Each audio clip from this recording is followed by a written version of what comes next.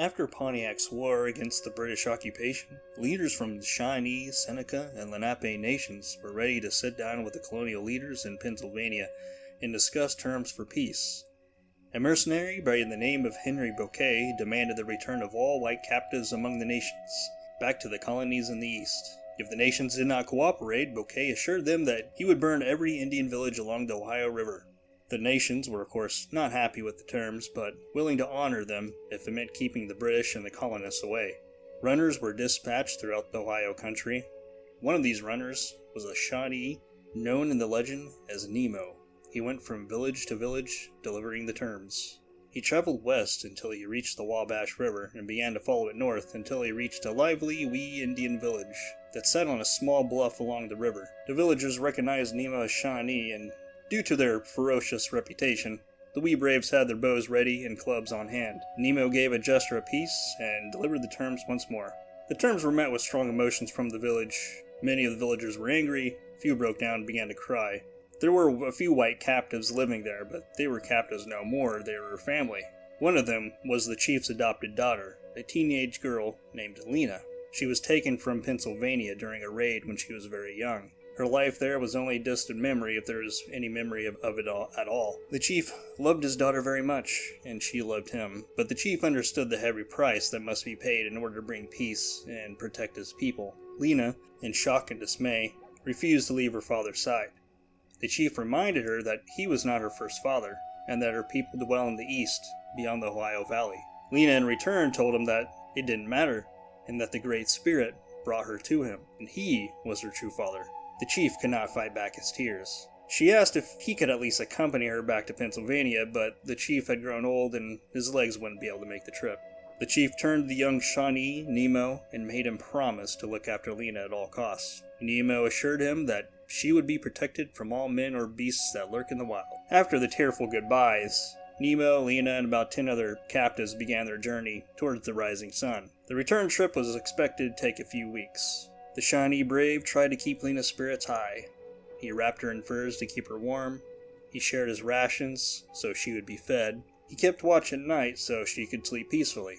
Each day their bond grew stronger, and by the time they reached the edge of the frontier, they had fallen in love. They arrived at Colonel Bouquet's camp in eastern Ohio. A few of the other nations, such as the Senecas, Lenape, and a few others brought their captives as well, and so the transfer began. This wasn't the joyous reunion the colonists might have expected.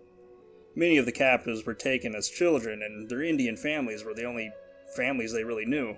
Some of the native mothers had already lost children before, and now they had to lose them all over again. Lena, too, had to endure another emotional goodbye. Believing she would never see Nemo again, she held him one last time. Nemo took her hand and promised her that he would return in 1 year. Lena was taken back to Pennsylvania and returned to her relatives. Her parents had long been dead, so she stayed with some older siblings whom she had forgotten. Her doe-skin dress was removed and replaced with skirts and bonnets made of silk and linen. Despite being back with her people, Lena felt like a fish out of water. Readjusting to Anglo-American life wasn't easy. She had long forgotten the hymns for their Christian God, for deep down she still prayed to the Great Spirit. Their customs felt strange and unnatural. The role of women felt constricting compared to those of the wee people. She felt isolated, depressed, full of despair. She missed her Indian father and their village by the river. Most of all, she missed Nemo, her Shawnee lover.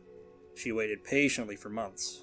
Finally, she turned 18, which meant she could leave on her own, but she had nowhere to go. The law prohibited colonists from traveling west to the far frontier, and if Nemo returned, they could not get married, since Pennsylvania law prohibited unions between Indians and whites. Ironically, Lena had never felt more like a prisoner. Roughly a year after she returned to the colonies, she continued praying to the Great Spirit for the return of Nemo, and one night that prayer was answered. A figure emerged from the forest and called to her. While her brothers slept, she snuck outside and met him. It was none other than the brave Shawnee who accompanied her. Her heart swelled at the sight of him, and she threw herself into his arms. Nemo asked her to travel back with him to her village along the Wabash and become his wife. She agreed without hesitation, and they disappeared into the forest, following an old trail. The couple made it to the Ohio country without any problems. Colonial authority was sparse in the area, so it wasn't too hard, but there were other adversaries in these areas. one of them being in the form of 3 Miami warriors who attacked him at the midpoint of their journey. The Shawnee and the Miami were sworn enemies. Nemo recognized him and had his bow ready. The Miami warriors charged and their war cries echoed through the woods, but little did they know, the strength and skills of this Shawnee was worth 3 Miamis. He made quick work with the first 2, pinning them with his arrows. The 3rd Miami went for Lena and grabbed her and tried to bind her. Nemo caught up and buried his tomahawk into the warrior's face. He drew his scalping knife and collected 3 trophies.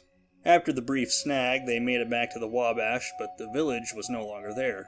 All that remained were burnt-out wigwams. The people were gone, there were no bodies. Nemo feared that they might have been driven out by the Miami. Nonetheless, they decided to settle there and make a new home for themselves. Lena brought a pouch from Pennsylvania. It was full of apple seeds, and she hoped to grow a beautiful orchard from the ruins of her old village. She spread the seeds around the old wigwams and along the banks of the Wabash. Nemo and Lena had become husband and wife. There were no witnesses other than the grandfathers of the forest, the rocks, the trees, and the Great Spirit. Later in the spring, the seeds began to sprout, and the orchard was born. But that wasn't the only birth. The young couple was blessed with a newborn son. They found great joy watching their smiling infant bundled up in the best deerskins they could find. Every day was full of love. They truly found paradise here. No chiefs, no colonial governors, just a small, happy family. But, unfortunately, legends don't always have happy endings. Nemo spotted movement along the riverbank. He grabbed his bow and tomahawk and went for a closer look. 5 painted warriors lurked in the brush. With haste, he returned to Lena and their wigwam and whispered, "Miami." She nodded silently but with an expression of great fear and went back into the hut to tend to their son. Nemo knew they had already been spotted, so he already had an arrow ready. The terrifying war whoops rang from the brush. One eager Miami brave dashed forward in front of the party towards Nemo. An arrow was released and went straight through the Miami's heart. 1 down, 4 to go. The second warrior took another through the chest and hit the ground. Now it was 3 versus 1, but they were closing in. One painted warrior released an arrow straight at Nemo and struck him through the chest. He fell to his knees, but the warrior's spirit did not falter. He gripped his tomahawk, ready to die for fighting for his wife and child. Then another arrow hit. Lena came to catch him. He fell into her lap and looked up at her. He gazed one last time into the eyes of the pale-faced woman that captured his heart.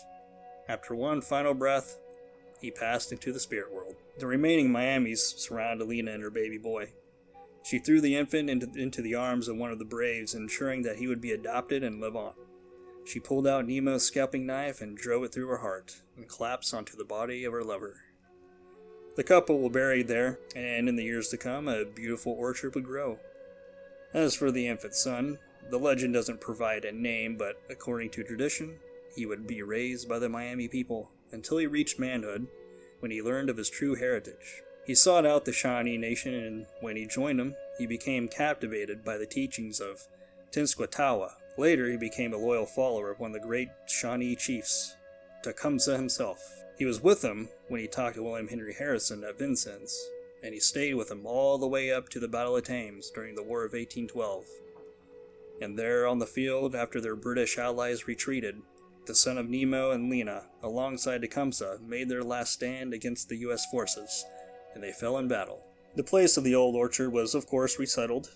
It became Orchard Town, which became Fort Harrison, and Fort Harrison became the present-day city of Terre Haute, Indiana. For a while, it was an old cemetery for indigenous people and settlers alike. The orchard would shrink over time, making way for civilization. Today, it's pretty much a giant parking lot for an apartment complex. Many of the remains were moved to another nearby cemetery long before the development. In 2018, renovations for the apartments came to a halt when they discovered remains of 3 people, which dated back to the 1800s. There is speculation that there might be other forgotten bones beneath what was once the old orchard. But that's all for this video. Thank you for watching. If you enjoy this content, please like and subscribe. If you know of any interesting local history or folk legends from your neck of the woods, be sure to share in the comments below. Anyway, take care.